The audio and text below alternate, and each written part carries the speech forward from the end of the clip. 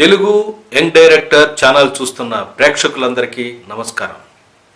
ఈరోజు నేను ఒక కొత్త సెగ్మెంట్లోకి ఎంటర్ అవుతున్నాను. అదే మూవీ రివ్యూస్. మొట్టమొదటగా మన డార్లింగ్ ప్రభాస్ నటించిన కల్కి 2898 అనేటువంటి సినిమా చూసిన తర్వాత నా అనుభవాన్ని మీతో నేను పంచుకోవాలనుకుంటున్నాను. ఎందుకంటే భారతీయ చలనచిత్ర పరిశ్రమలో ఇటువంటి సినిమా ఇంతకు ముందు రాలేదు. ఇన్ ఫ్యూచర్లో వస్తాయి, చాలా వస్తాయి దీని ఇన్స్పిరేషన్ తీసుకుని. కాబట్టి ఇలాంటి సినిమా రాలేదు. కాబట్టి ఈ సినిమా యొక్క ప్రత్యేకత ఏంటి, ఎలా మన తెలుగువారు ఈ గొప్ప సినిమాను సాధించగలిగారు అనే విషయాలు మీతో పంచుకుంటూ చివరిలో కర్ణుడు వర్సెస్ అర్జునుడు ఇలా ఎందుకు చేశారు, ఏమిటి అనేటువంటి భావాన్ని, నా మనసులో కలిగిన భావాన్ని మీతో పంచుకుంటున్నాను. ఇది ఏ సినిమా ప్రమోషన్కి కానీ, ఒక వ్యక్తిని కానీ, ఒక వ్యవస్థను కానీ కించపరచడానికి మాత్రం కాదు, కేవలం ఒక ప్రేక్షకుడిగా నా అభిప్రాయాన్ని మీకు తెలియజేస్తున్నాను. ఈ కల్కి సినిమాని మొట్టమొదటగా మనం తీసినటువంటి సంస్థను కానీ, దర్శకుడు కానీ అభినందించాలి. నేను ప్రత్యేకంగా ఈ దర్శకుడైనటువంటి నాగాశ్వన్ని నేను అభినందిస్తున్నాను. ఎందుకంటే ఇతని మొట్టమొదటి సినిమా నుంచి కూడా పాత్రలలో లేదా కాన్సెప్ట్లో ఏదో ఒక తాత్వికత, ఏదో ఒక రీసెర్చ్, దానిలో ఏదో కొత్త విషయాన్ని చెప్పాలనేటువంటి తపన నాకు ప్రత్యేకంగా కనిపిస్తుంది. అతని మొట్టమొదటి సినిమా అవ్వచ్చు, రెండో సినిమా మహానటి అవ్వచ్చు, ఇప్పుడు వచ్చిన కల్కి కావచ్చు. ఏ సినిమా అయినప్పటికీ కూడా దర్శకుడు చేయవలసినటువంటి ఏవైతే వర్క్స్ ఉన్నాయో, అంటే దర్శకుడు చేయవలసిన రీసెర్చ్, దాని మీద తను రీసెర్చ్ చేసి తను చెప్పాలనుకున్న కాన్సెప్ట్ని ప్రేక్షకులు తీసుకెళ్లాలనే తపన, ప్రతి ఫ్రేమ్లోనూ ఒక ప్రత్యేకత, అలాగే ఒక స్టాండర్డ్ ఆఫ్ క్వాలిటీ, ఒక మంచి క్వాలిటీ అనేది ఈ ప్రపంచ స్థాయి సినిమాకు ఉండవలసిన క్వాలిటీని ప్రతి ఫ్రేమ్లో, ప్రతి అంశంలో ఈ సినిమాలో చూపించారు. ఇది చాలా ప్రత్యేకమైనటువంటి సినిమా. నేను మొట్టమొదటే చెప్పాను ఇంట్రడక్షన్లో, ఇటువంటి సినిమా ఇంతకు ముందు రాలేదు. నేను చాలా సందర్భాల్లో నేను హాలీవుడ్ సినిమాలు చూసినప్పుడు ఇలాంటి చిత్రాలు, చిన్నతనం నుంచి ఇలాంటి చిత్రాలు మన తెలుగు దర్శకులు ఎప్పుడు నిర్మిస్తారు అని అనుకునేవాడిని. అది బాహుబలితో ఇంటర్నేషనల్ స్టాండర్డ్స్లో ఒక్కసారిగా ప్రపంచ స్థాయి సినిమాలో మన తెలుగు సినిమా ఎంటర్ అయింది. ఇప్పుడు అఫీషియల్గా జెండా ఎగరేసింది. ఇది నిస్సంకోచంగా ఫారిన్ ఫిలిమ్స్, పర్టికులర్గా కొన్ని సినిమాలని, అంటే హాలీవుడ్లో వచ్చిన కొన్ని సినిమాలని ఇన్స్పిరేషన్ తీసుకున్న సినిమానే. కానీ కథ మాత్రం కాపీ కాదు.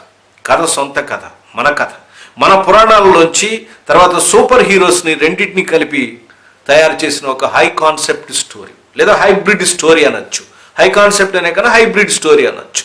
ఇలాంటి హైబ్రిడ్ కథలు ఇప్పుడు కొత్త ప్రపంచానికి కావాలి. ఎందుకంటే పాతగా ఉన్నటువంటి లవ్ స్టోరీస్ కానీ, ఫ్యామిలీ డ్రామాస్ కానీ, మరొక యాక్షన్స్ కానీ బోరు కొట్టి ప్రపంచం నెత్తి కొట్టుకుంటున్నారు. మన సినిమాల్లోనే కాదు, ప్రపంచ సినిమాల్లో వచ్చిన ఆ మార్పుని గమనించి ఈ కొత్త కాన్సెప్ట్ని పట్టుకున్నారు. అయితే ఇదే మొట్టమొదటి సినిమా కాదు. ఇంతకుముందు మన తెలుగు వాళ్ళు చాలా ప్రయత్నం చేశారు. అలాంటి ప్రయత్నంలో మొట్టమొదటిది మనకి కార్తికేయ 2 చూసాం మనం. అది భారతదేశంలోనే కాదు, ప్రపంచంలో ఎంత సంచలనం క్రియేట్ చేసిందో.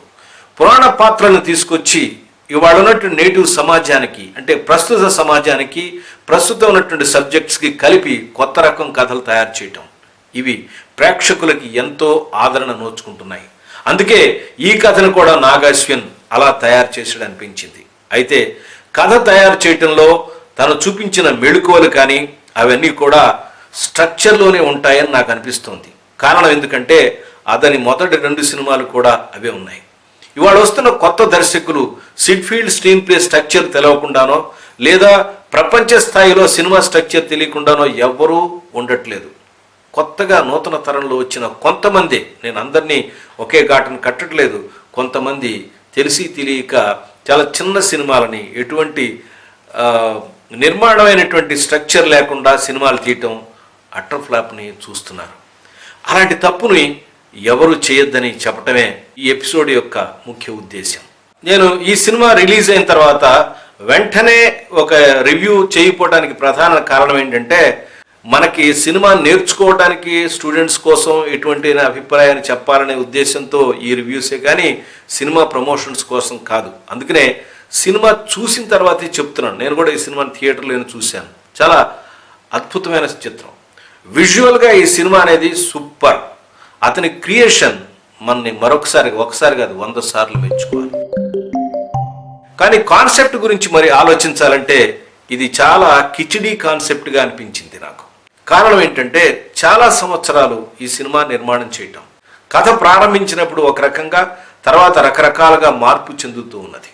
ఇలా మార్పు చెందింది కథని సరిచేసుకుని ఒక గాడిలో పెట్టడానికి చాలా సమయం పట్టింది. ఎన్నోసార్లు రకరకాల షెడ్యూల్స్ కూడా చేశారు.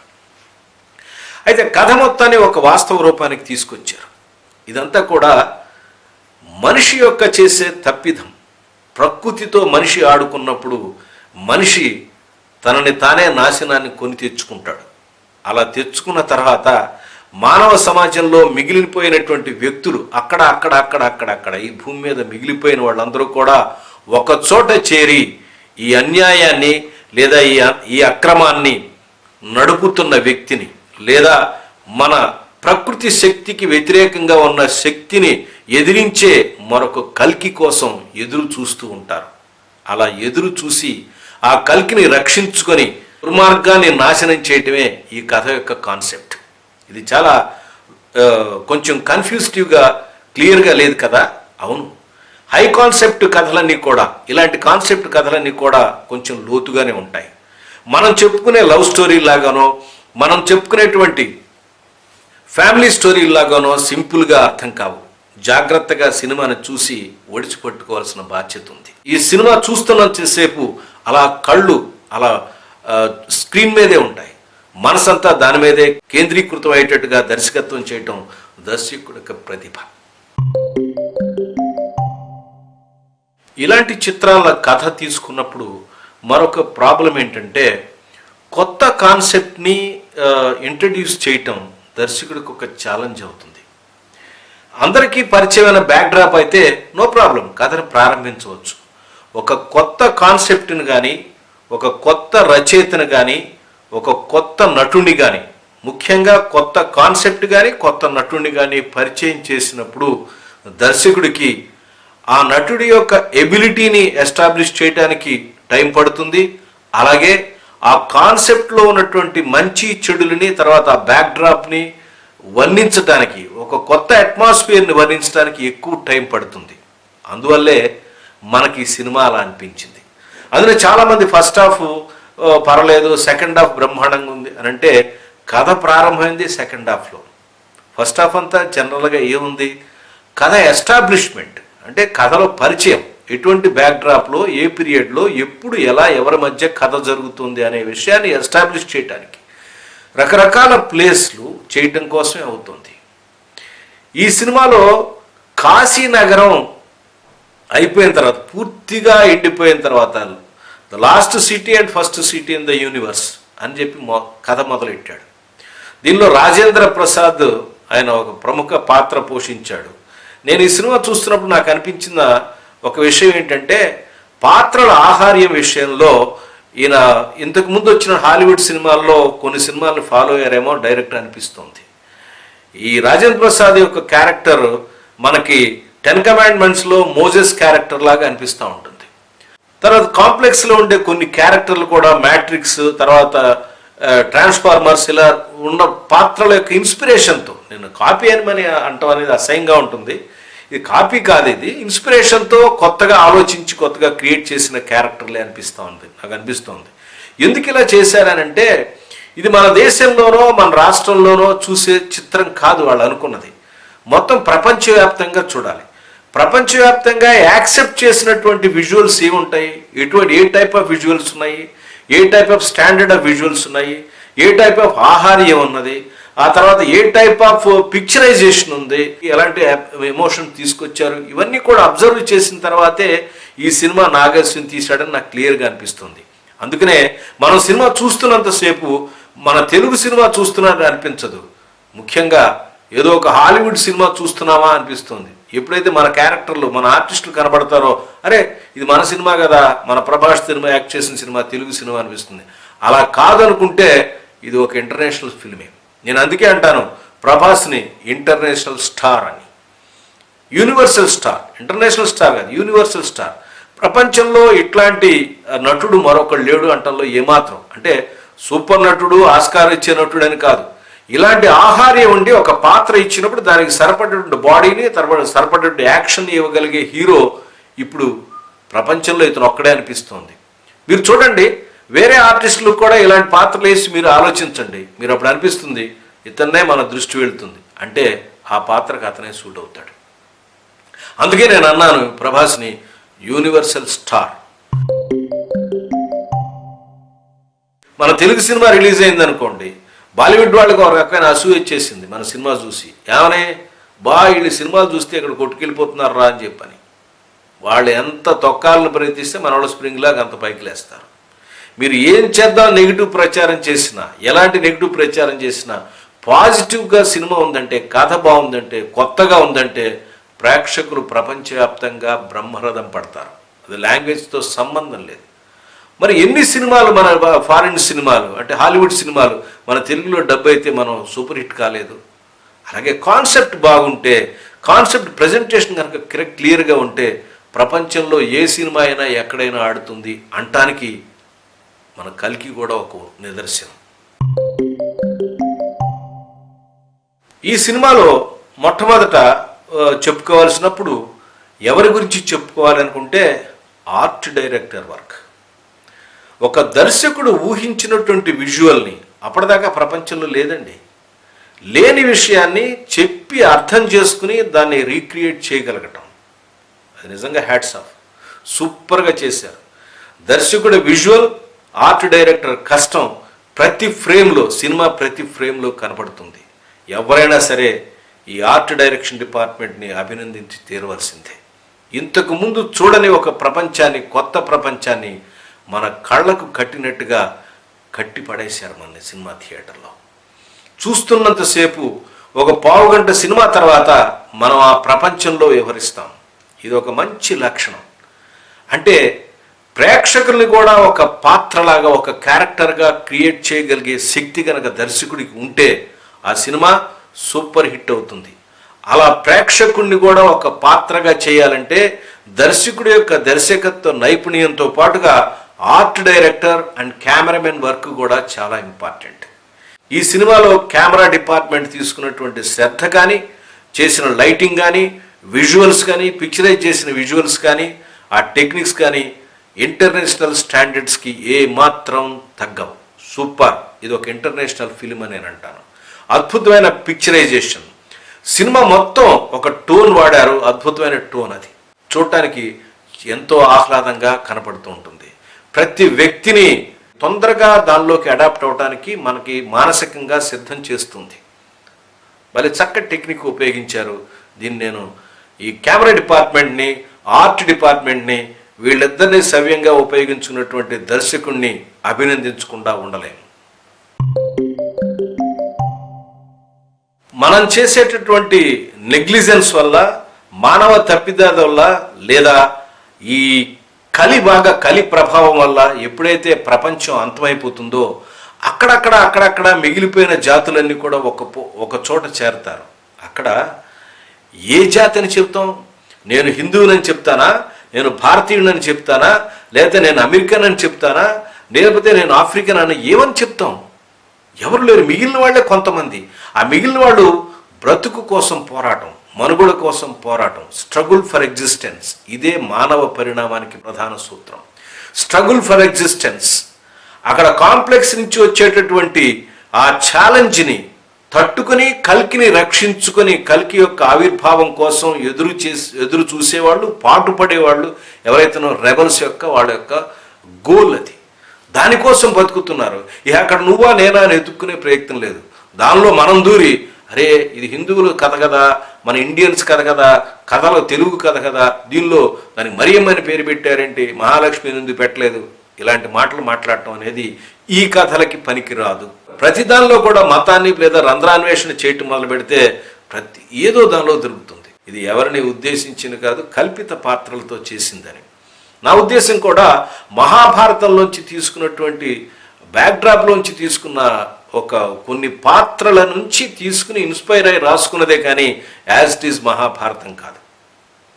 అయితే మహాభారతంలో సీన్స్తో స్టార్ట్ అవుతుంది సినిమాలో.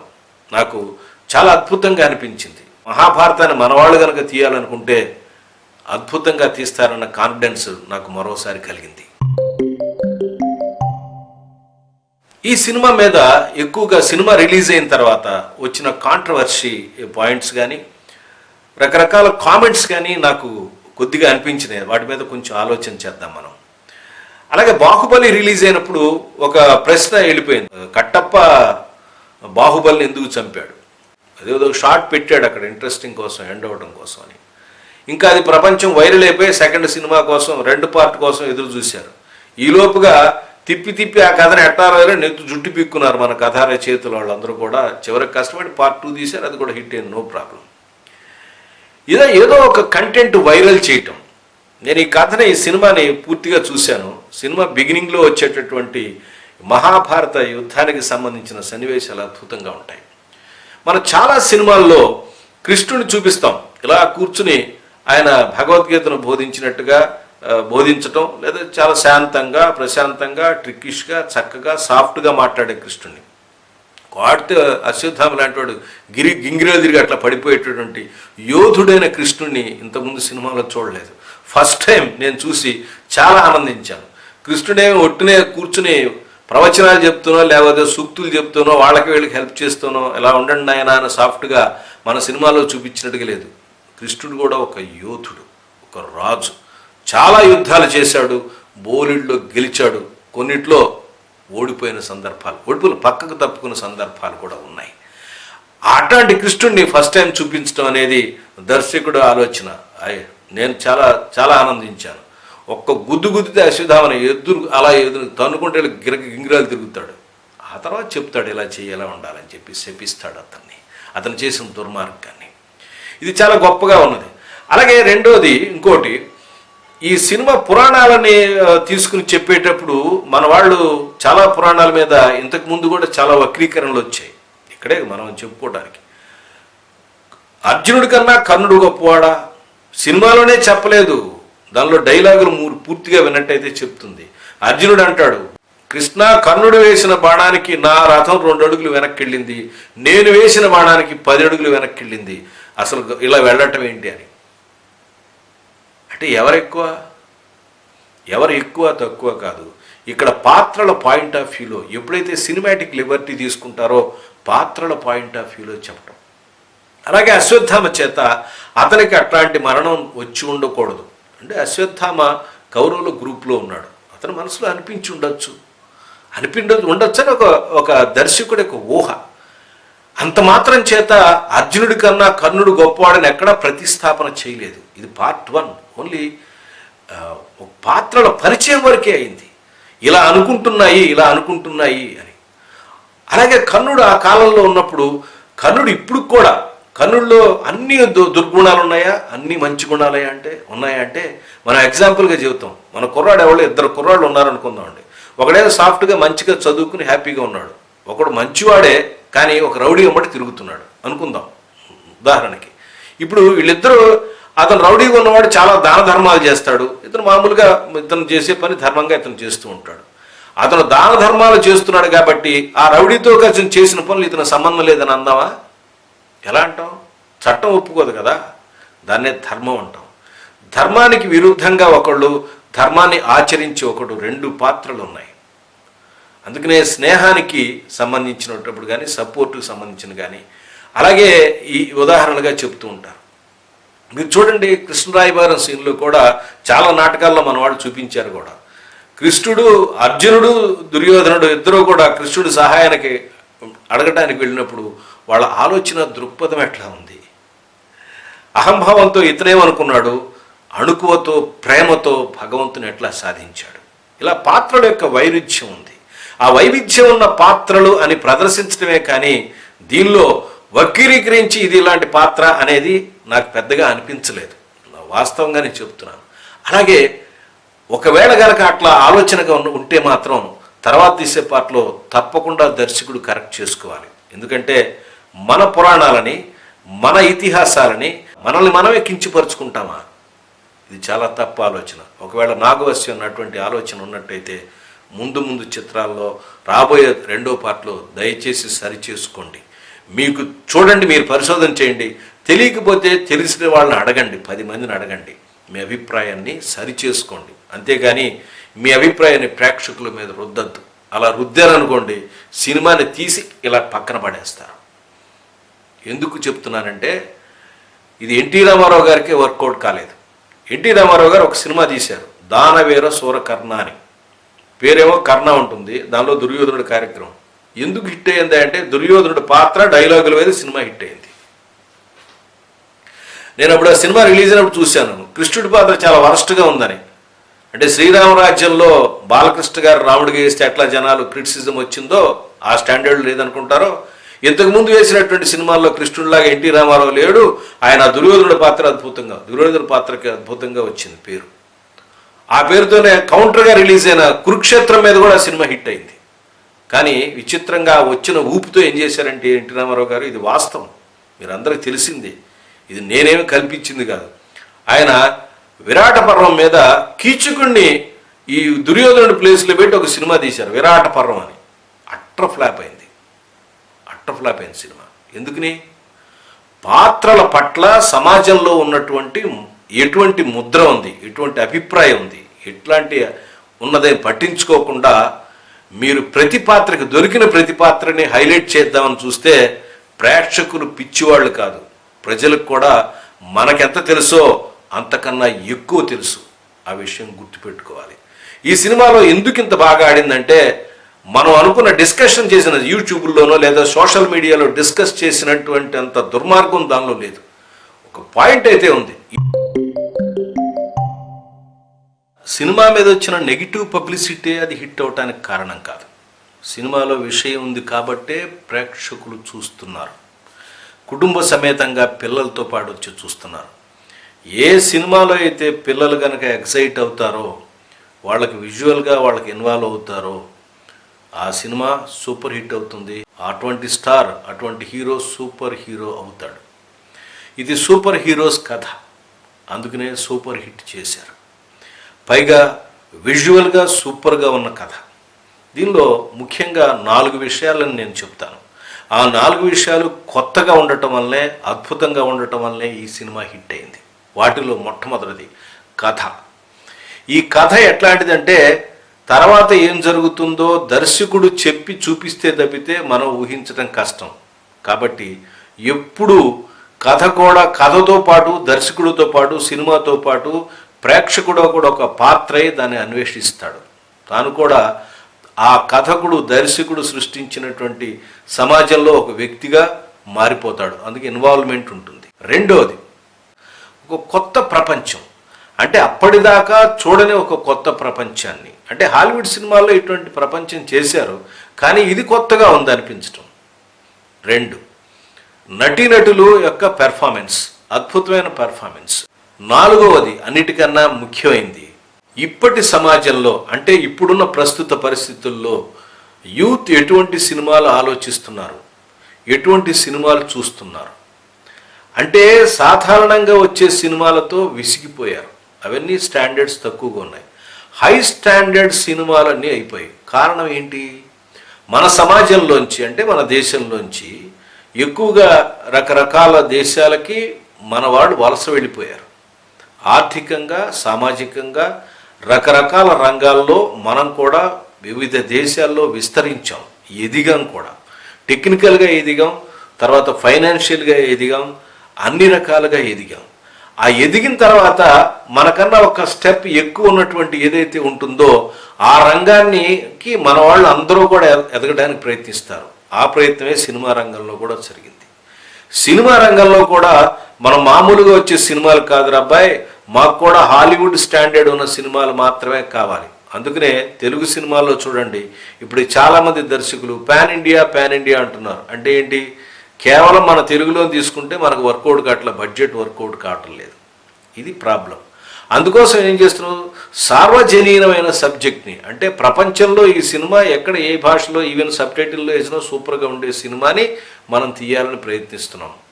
ఈ ప్రయత్నం ఇదివరకు చాలామంది చేశారు. సూపర్ స్టార్ కృష్ణ గారు చేశారు, అలాగే మన కె విశ్వనాథ్ గారు చేశారు, ఇంకా పెద్ద దర్శకులు కూడా కొంతమంది చేశారు. ప్రపంచంలో చాలా చోట్ల భాషతో సంబంధం లేకుండా సినిమాలు మనకు కూడా ఆడాయి.